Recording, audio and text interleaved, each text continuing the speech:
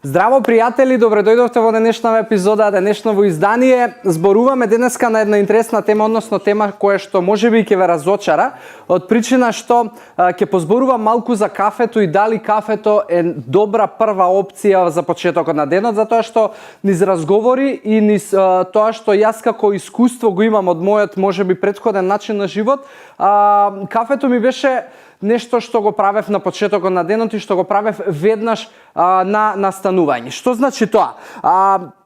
Многу од луѓето го сакаме кафето затоа што тој прв мирис на почетокот на денот ни дава можеби некаков поттик дека ќе го почнеме супер денот, и тоа значи дека повеќето од луѓето конзумираме некаква количина на кафе. Јас она што го имав на почетокот и што го пред да почнам можеби со еден нов начин на исхрана, почетокот на денот ми беше со 2 кафења, и тоа во првиот сат од станување затоа што имав потреба да имам некаков буст на енергија, но некои работи кои што не ги знаев тогаш, а денеска ги знам, прават да јас денеска кафето го конзумирам можеби 2 до 3 часа после моето будење. Кафето јас го сакам, мирисот, вкусот, добро кафе, исто така сакам да го уживам, и најчесто мојата количина на кафења во денеска е едно кафе на ден. И еве зошто ќе ви дадам логика зошто тоа не е и баш можеби најдобра опција.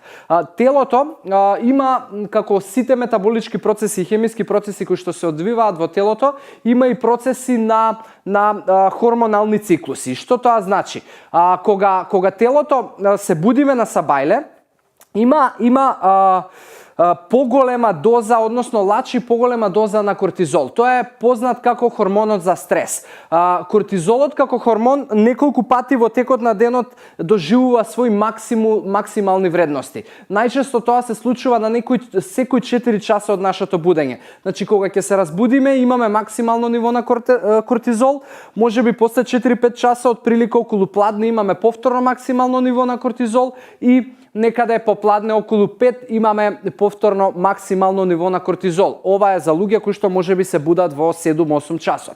Сега што се случува? Кога телото добива додаток во исхрана кој што содржи кофеин, односно се работи за кофеин кој што доаѓа од кафето, кој што и не е баш можеби најприроден извор на кофеин, се случува да телото го препознае тоа како стимуланс и да го намали лачењето на кортизол. Со тоа, вие станувате се повеќе имуни на кафеинот и станувате се повеќе жртва на неправилни хормонални циклуси во телото. И тоа на долг рок може да придонесе да станете, да стекнете имунитет на кафеин и да практично кафето кое што го пиете не ви влие за да имате добар почеток на денот. Она што јас би го советувал, да кафето не биде првото нешто кое што го правите во денот.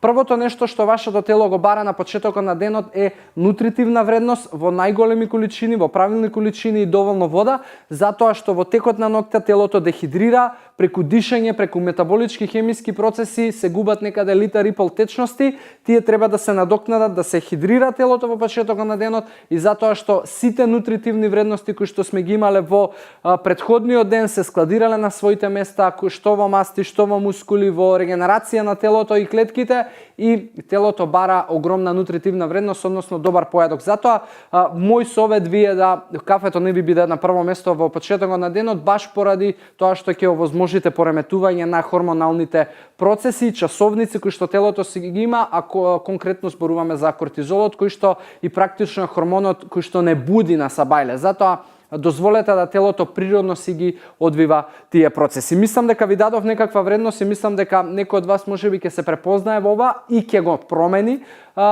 после оваа епизода. Фала ви за целата интеракција. Ве оставам тука во здрави животни навики. Ви посакувам убав ден и се гледаме во следна епизода. Чао!